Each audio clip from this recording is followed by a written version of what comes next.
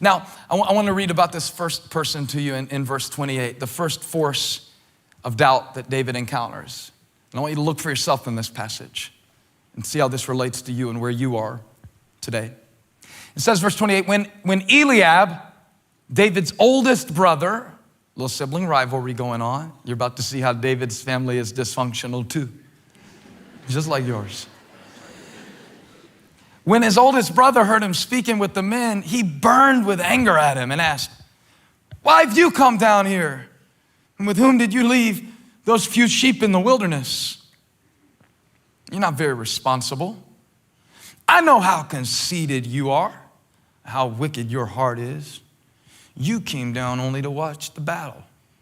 What's he doing? He's accusing. He's accusing. How does the devil plant doubts in our mind concerning our destiny? By accusing us. One of the names that the Bible gives to Satan, it's only mentioned one time, but I think it's one of the most accurate, is the accuser of the brethren, the accuser of God's children. And so God will show you your sin to change you, yeah? But he will never show you your shame. He will never rub your nose in what you've done wrong in order to bring you down. And that's how you can know whether it's God speaking or the devil. When God speaks to you about something in your life that he doesn't like, he'll always speak in a way that will lift you up to a higher way of living. But when the enemy comes, he comes like Eliab, what? To drag you down. I know how wicked you are. What are you doing here? What are you doing in church? You know, some of you, while we were even singing today, that's what the devil was saying to you. Who do you think you are lifting your hands? You know how you lived last week. Who do you even think you are being in church? Who do you even think you are trying to study the Bible? You go to the gym. Who do you even think you are getting on a treadmill? You'll be fat in October just like you were fat last October because you never keep it up. Watch this. Accusing, accusing, accusing. We all have Eliabs. Accusing, accusing, accusing. If you've got a great destiny, you'll have to face great accusations. Can't imagine what it felt like to be David in this moment, though. Because think about it. He's being accused by the very person that he came to serve. Remember when Jesse sent David out? He said, "Take this cheese and bread down to your brothers." It's like, "Hey, David, I know how wicked you are. Actually, bro, I just came to bring you some snacks." Can I get a witness? And David is upset about it. Have you ever been accused by somebody you were trying to assist? It's the worst feeling in the world, you know? And I'm talking to all the moms right now. I'm talking to the moms. I'm specifically talking to the moms of teenage girls. When you tell her, "You are not going out of the house dressed like that." And she said, she says what she says. "I hate you," rolls her eyes, stomps off, does her thing.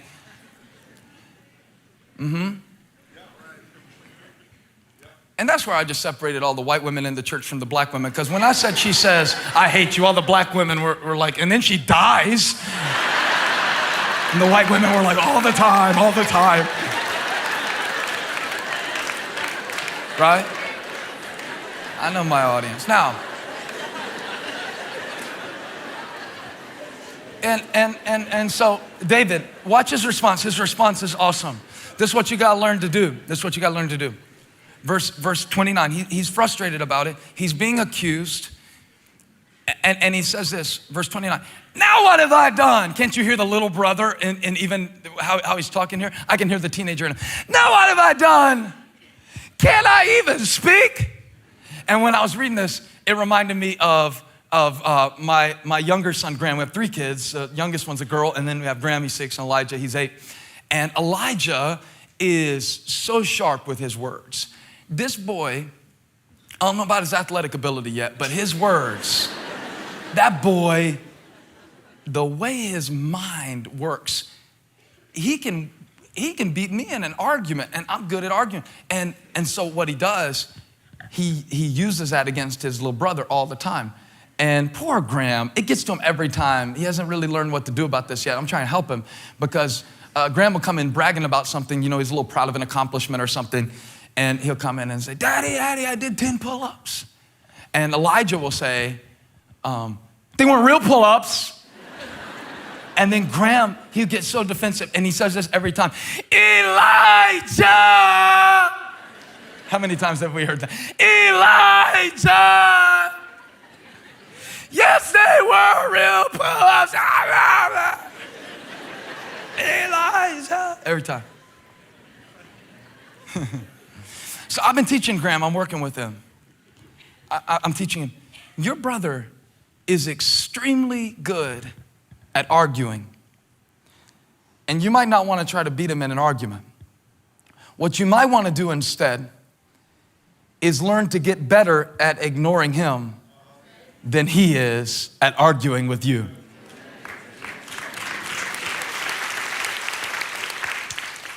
And this is how you have to deal with Eliab. Eliab! Can I even talk? But watch this, watch what David does. It's brilliant, it's brilliant. He doesn't start defending himself. Let me show you the text where Dad told me to bring the cheese and the bread. No, watch this. One of the most simple strategies you can get for dealing with the accusation of the enemy. Look at it, verse 30.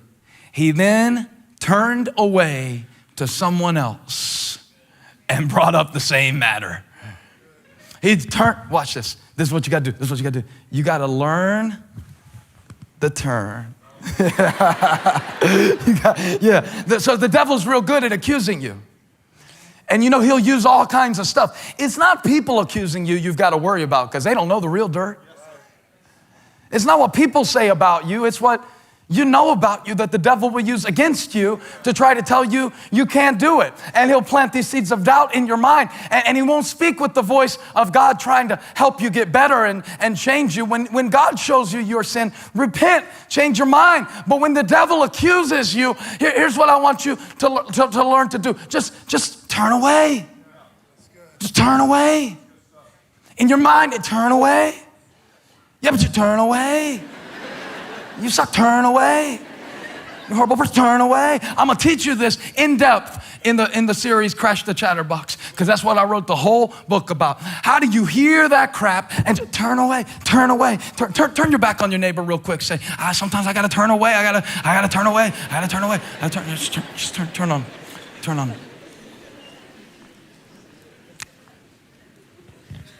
When the enemy accuses you, you gotta learn the turn. Have you learned the turn yet? It'll help you so much when he's bombarding you, when he's dismantling you, when he's getting up under your skin. Instead of screaming, Eliab, just turn away. I love it because David ultimately knew it wasn't Eliab's call whether or not he got to fight Goliath. Yeah. In effect, he's saying, I want to speak to a supervisor. I don't have to argue with you because you're not running this show. And the next time the devil starts bringing up stuff that you did and starts reminding you of your past, I got a strategy for you. Turn away and appeal to a supervisor because he's not running the show, and Jesus already nailed whatever he's throwing in your face to the cross. So turn away and turn to God and turn your eyes upon Jesus and look full on his wonderful face, and the things of earth will grow strangely dim in the light of his glory and grace. Learn the term. So there's an accusation. And so David doesn't defend himself. He doesn't go through all the details of why I'm here. No. He just turns away. Look at verse 31. Because he does, what David said was overheard and reported to Saul, the king. And so Saul sent for him. Remember, Saul kind of knew David because he liked the way he played the harp. And so David said to Saul, and now David's going to try to convince the king, I can fight this guy. And he says, let no one lose heart on account of this Philistine. Let no one lose heart. Your servant will go and fight him. Wait a minute, boy. Aren't you the harp dude? Now you play the harp pretty good, but this is a fight. Your harp ain't gonna help you against this guy. Because Goliath was big. We know he was somewhere between 6'9" and 9 feet tall. I know there's a discrepancy, but there's a little bit of argument about the language. So somewhere between that's pretty big in the ancient world, either way you slice it. He's a big dude. He's wearing over 100 pounds of armor. He's the greatest champion that all of Philistia has to offer. And David's walking up, asking for permission to fight the battle, to accomplish his destiny, to glorify God. And look at Saul's response. Saul replied, verse 33, you are not able to go out against this Philistine and fight him. And that's the first phrase, you are not able. And then the second one, you are only a young man. And he's been a warrior from his youth. I wonder what the devil's been telling you you are not able to do this week. Doesn't he start almost everything he says to you with that phrase? You are not able. You're not gonna be able to handle this. You're gonna crack, you're gonna choke. You're gonna send your kids to the therapist for real. You're not able. Come on, let's be serious. You play good, but you can't fight. This is too much for you. You are not able, you are only. Somebody in this room that's been through a divorce, devil's been telling you, you're only a divorcee. You're not a real Christian. If you're a real Christian, you'd have worked your marriage out. You are only a mom. You don't even have a real job. You're only. You're not able. You're not able. You're only. What's he doing? Belittling David. I wonder what's been belittling you lately. You know, because accusation is one thing that really speaks to your character. But when he starts belittling you in your ability, it can be quite discouraging because a lot of what Saul said to David was correct. You know, this is factual. Man, this is a big guy. I'm just a little boy. And see, what David knew how to do, he's so instructive for all of us who have ever felt about this big, who have ever felt cut down to size, who have ever looked at our experience, at our pedigree, and what we're good at. You know what gets me all the time? I always think everybody's so much smarter than me. I do. I live in a constant state of thinking everybody knows all this stuff I don't know. Every once in a while, I get a glimpse into the window where I'll find out you're not all that smart either. And then that encourages me because I know we're all fighting. We all feel stupid sometimes. Don't leave me up here by myself. Has anybody ever felt, I'm so stupid, I'm so stupid, I'm so stupid? And but so am I, and so are we all, and we're all trying to learn together. So the experience that you don't have is no indication of what God can do in your life. And it doesn't matter what you don't know, and it doesn't matter what you can't do when God calls you. So David hears that discouraging talk. And look at verse 34. I love the next two words. It says, but David. But David. I wanted to preach a sermon one time called, How Big Is Your Butt? Because when you see the word but in the Bible, it's always setting up a really important contrast. So it says, but David. So Saul's got all these reasons why it won't work. And Saul's got all these reasons why I can't do it. And Saul's got all these things that David doesn't have, all this experience that he hasn't acquired yet. And it says, but David said to Saul, your servant has been keeping his father's sheep.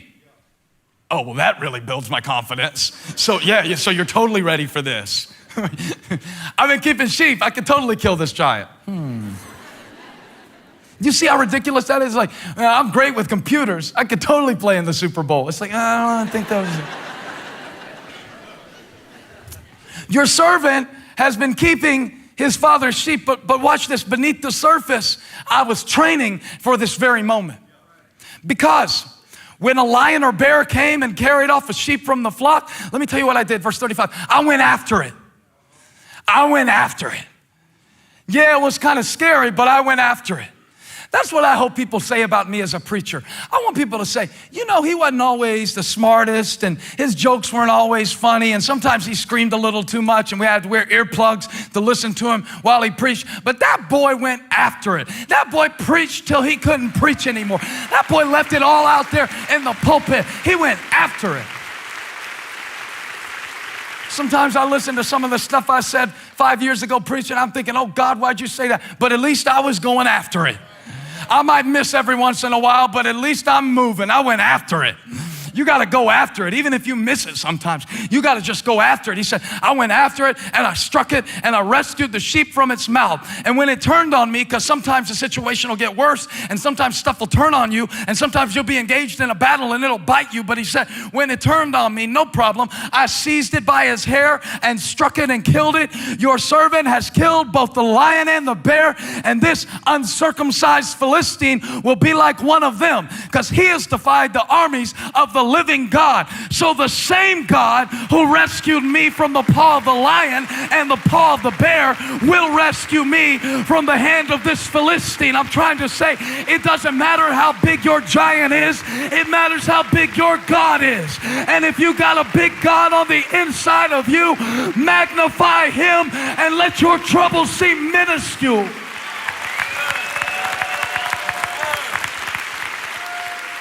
Stay after it, man. Stay after it. Stay after it. Find 3 people. Tell them, stay after it. Stay after it. Stay after it.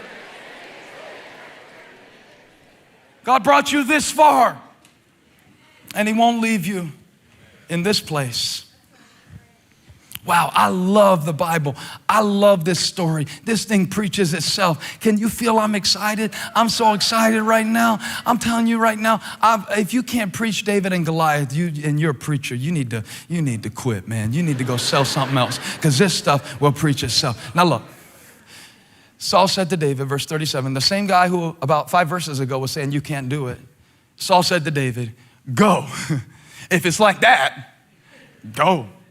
Go ahead, it's your bad self, and the Lord be with you. In other words, good luck, bro. And there's a lot on the line, because it's not just David versus Goliath, it's Israel versus Philistia. So if David loses, the whole nation loses. A lot on the line. So Saul wants to make sure that David is appropriately attired for this battle. Look at verse 38. It says, Saul dressed David in his own tunic, put a coat of armor on him, the original Under Armour.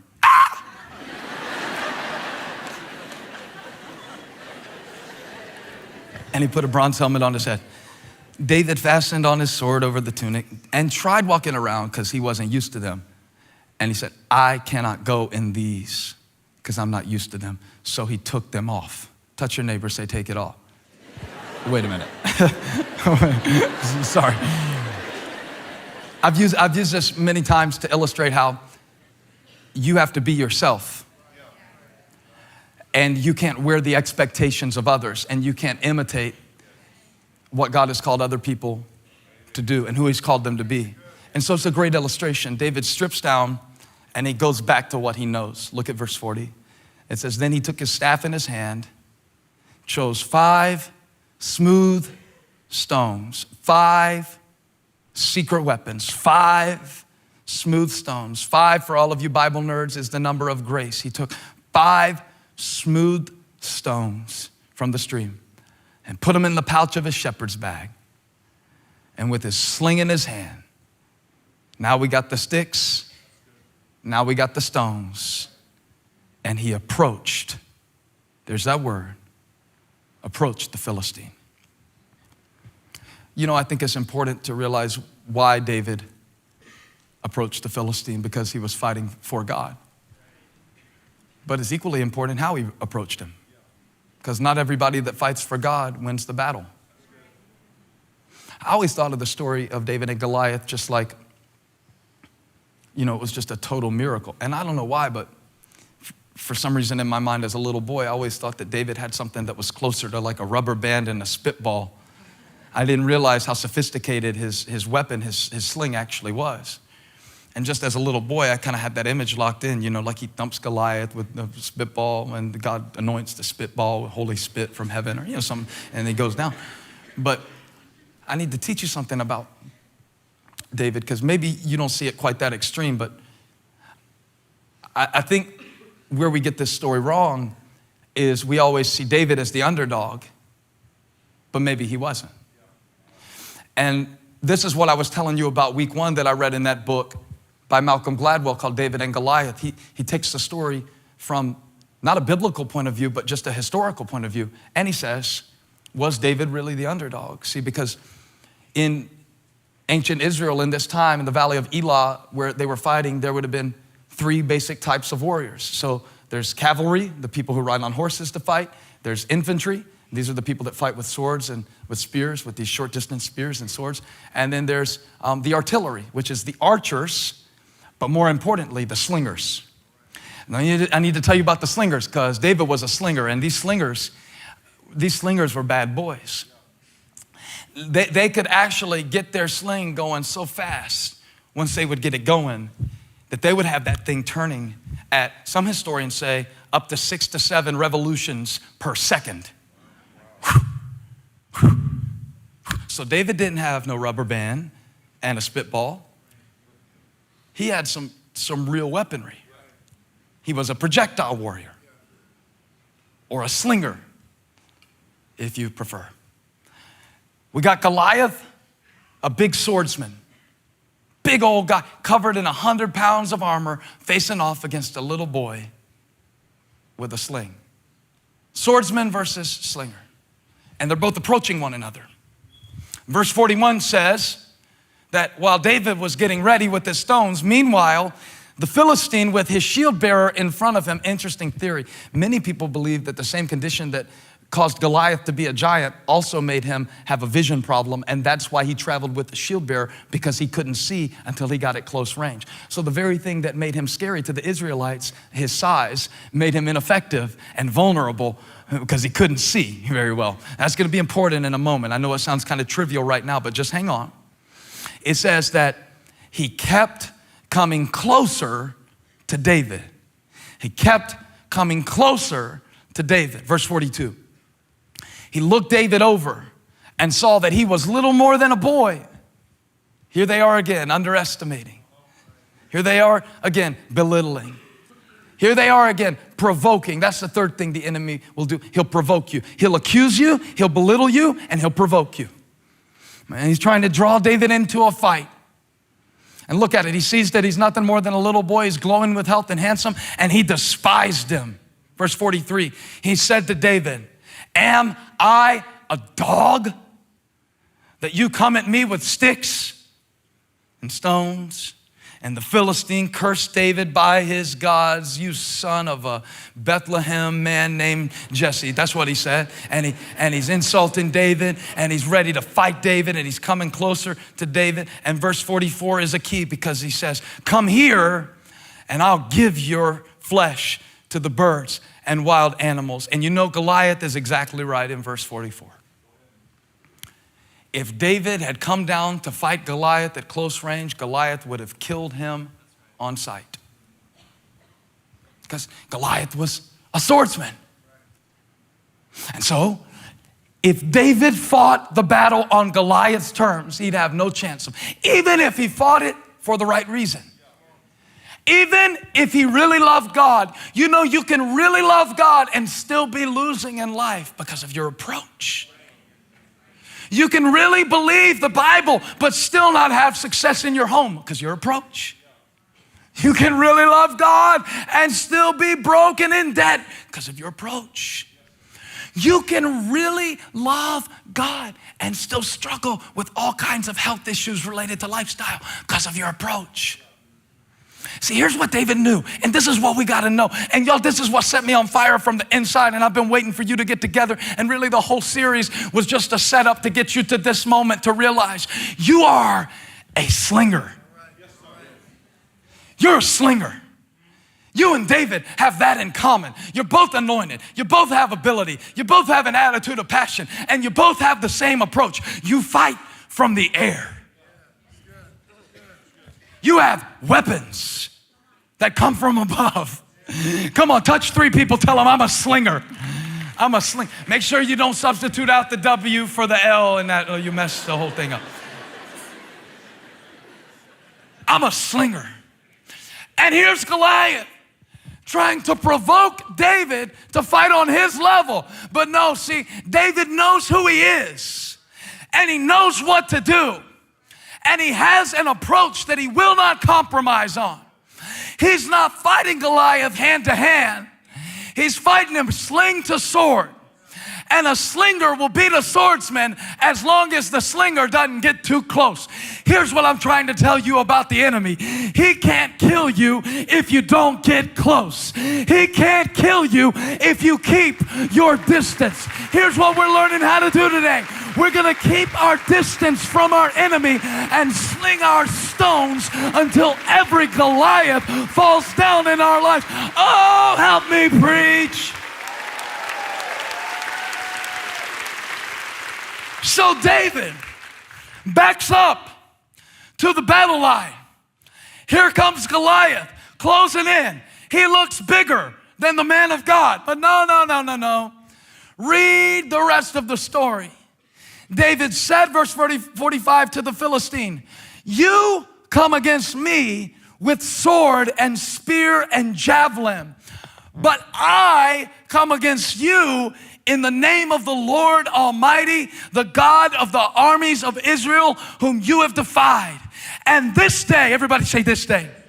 I'm not putting this off till tomorrow. We're not going to stand around for 40 more days. I'm not going to sit here and listen to this crap one more second. This day, the Lord will, I'm confident, deliver you into my hands. I love this guy. He is the Richard Sherman of the Old Testament, just talking stuff. And I'll strike you down and cut off your head.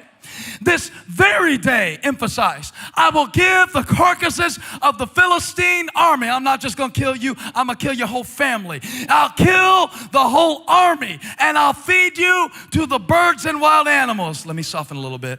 And the whole world will know. The whole world. That's why God lets you fight battles, so the whole world can know that he's stronger than the whole world against you. Then the whole world will know. Now, I'm giving you the gift of clarity. Now do you see why the stuff you face has to be bigger than you?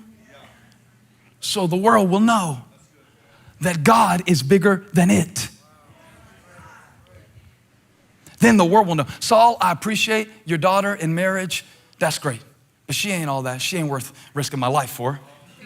I appreciate tax-free, but I'm a teenager. I don't make much money right now. Lousy pay keeping sheep.